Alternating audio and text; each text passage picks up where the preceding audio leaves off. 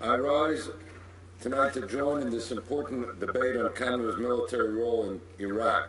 We are engaging in this discussion as our military is being deployed to help counter ISIS, the Islamic State, which has taken control of large swaths of territory in Iraq and Syria, killing and terrorizing civilian populations, targeting Shia Muslims and various minorities, including Kurds, Christians, and Yazidis, and engaging in a whole gamut of international criminality. Il faut arrêter l'État islamique et le Canada devrait effectivement se joindre à nos alliés pour ce faire.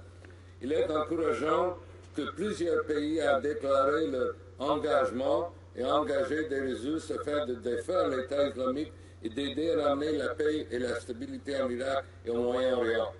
Je suis sûr que nous offrons tout notre appui et notre reconnaissance à ceux et celles qui participeront à cette mission internationale importante.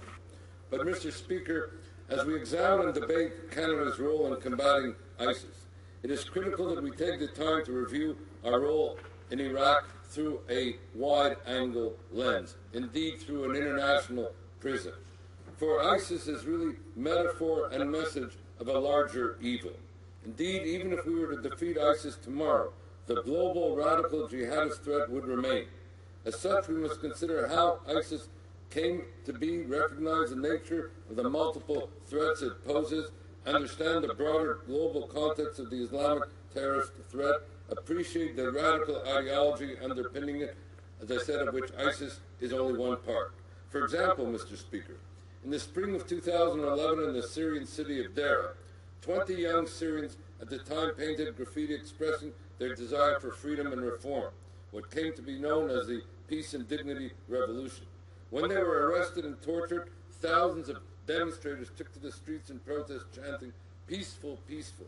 In response, President Bashar al-Assad's regime fired at the demonstrators.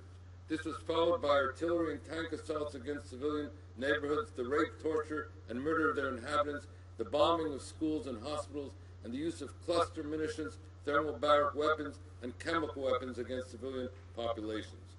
At the time, those of us that argued that what was needed was the implementation of the responsibility to protect principle, which was not only a matter of engaging and not even necessarily military action, but which included expanding and enhancing global sanctions, establishing humanitarian corridors and civilian protection zones, holding Syrian leadership accountable for their crimes under international law, providing defensive weapons to the moderate opposition at the time. Regrettably, those of us who recommended that kind of protective intervention were told that any intervention would lead to more sectarian violence, the likelihood of civil war, the jihadization of the conflict, and the like.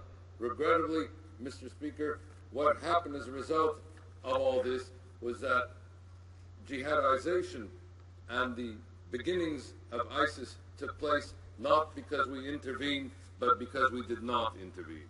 Indeed, one of the consequences of allowing the Syrian conflict to fester, of not assisting at the time what was in effect a peaceful protest, was not only that ISIS was able to take root, but to develop and strengthen and spread out. 3 years ago, the world did not engage in the protective humanitarian measures that were required in Syria. Today, we find ourselves sending personnel to confront a violent terrorist jihadist group that grew in part out of our own inaction and has gone beyond Syria.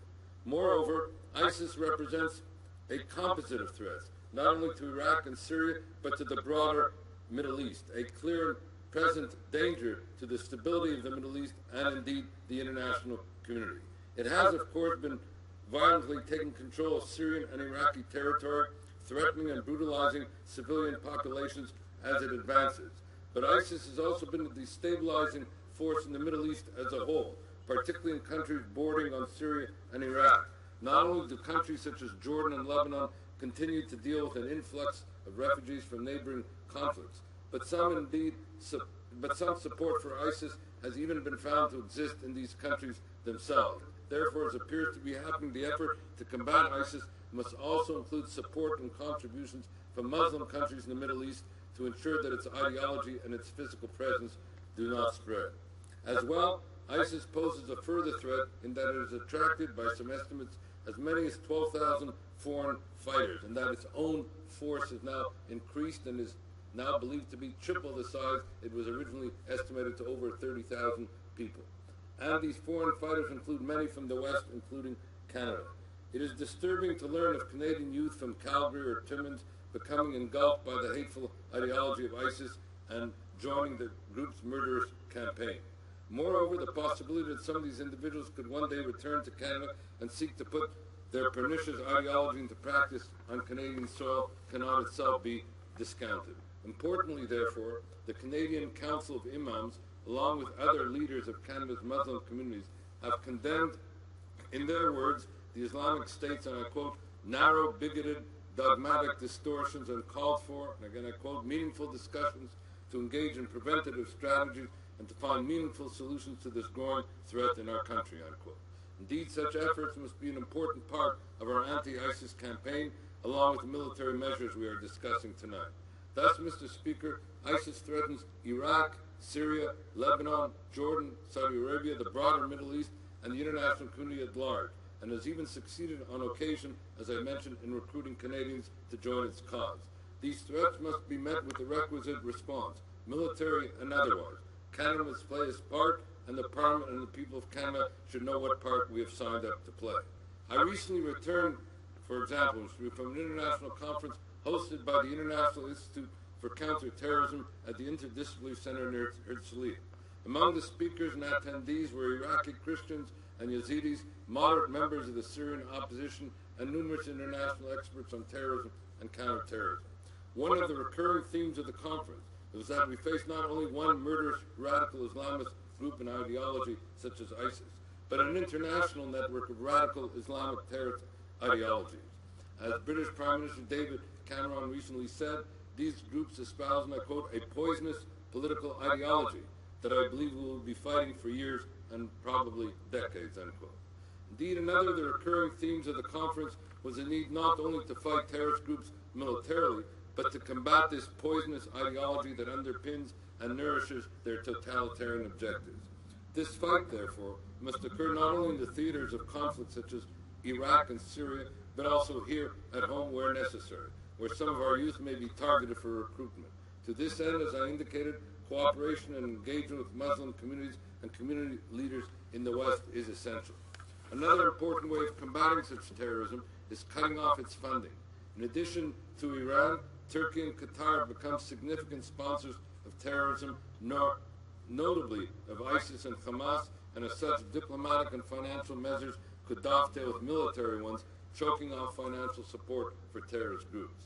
But perhaps, Mr. Speaker, one of the most significant things that can be done to combat terrorism is to ensure that it does not succeed to begin with, that it is not rewarded, that it is not validated, that it is nowhere legitimated, while groups that do not adopt terrorist tactics, such as Tibetans, do not receive our attention and support. Every payment of ransom, every prisoner swap, every moral equivalence or offer of legitimacy, every unnecessary concession to a terrorist group encourages still more terror. Indeed, Mr. Speaker, suggestions, for example, that Hamas should be treated as a mere political party or placed on a morally equivalent plane with democracies that fight it is itself part of a pattern of indulgence that only encourages more terrorism. We always have to appreciate that terrorism constitutes an assault on the fundamental security of a democracy, be it Canada or in Europe or otherwise, and that counterterrorism is really a response to the protection of human security, the security of a democracy and the security of the life of each of its inhabitants. Equally, in the Middle East, counterterrorism at this point will be and will serve the protection of the inhabitants of the countries in the Middle East who are in the first line of threat from these radical jihadist groups symbolized by ISIS, but not limited to ISIS. Thank you, Mr. Speaker.